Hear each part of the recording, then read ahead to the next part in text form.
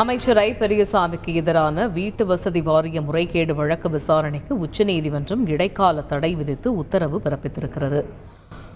ஜூலை மாதத்திற்குள் விசாரணையை நிறைவு செய்ய வேண்டும் என்ற சென்னை உயர்நீதிமன்ற உத்தரவுக்கு தற்பொழுது உச்சநீதிமன்றம் இடைக்கால தடை விதித்து உத்தரவிட்டுள்ளது. இது பற்றிய விவரங்களை எமது செய்தியாளர் வெங்கடேசன் விவரிக்க கேட்போம். வெங்கடேசன், வணக்கம். இந்த வழக்கின் பின்னணி என்ன, விவரிங்க.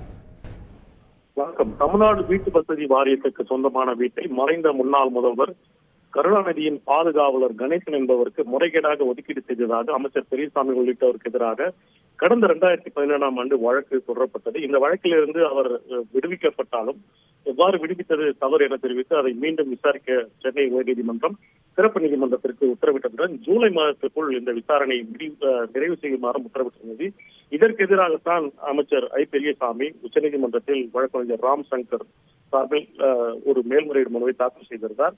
இந்த மனுவை கடந்த 18ஆம் தேதி விசாரித்து இந்த மனு தொடர்பாக 4 வாரங்களுக்குள் பதிலளிக்க உத்தரவிட்டது. மேலும் விசாரணையை சுட்டிக்காட்டி சிறப்பு நீதிமன்றத்தில் நடைபெறும் விசாரணையை 4 வாரத்திற்கு தள்ளி வைக்க கோரி ஒரு மனு தாக்கல் செய்யவும் அனுமதி அளித்தது. இந்த மனுவை விசாரித்த சிறப்பு நீதிமன்றம் உயர்நீதிமன்றம் ஏற்கனவே ஜூலை மாதத்திற்குள் விசாரணை நிறைவு செய்ய உத்தரவிட்டுள்ளதால் இந்த விசாரணையை தள்ளி வைக்க முடியாது என தெரிவித்து ஐ பெரியசாமி மனுவை நிராகரித்தது.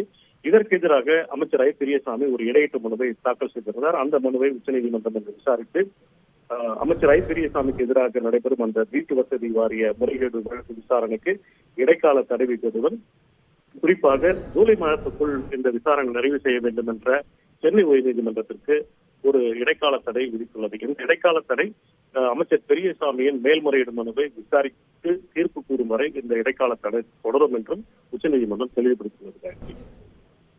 தகவல்களுக்கு நன்றி வெங்கடேஷ். செய்திகளை உடனுக்குடன் தெரிந்து கொள்ள உடனே சப்ஸ்கிரைப் பண்ணுங்க.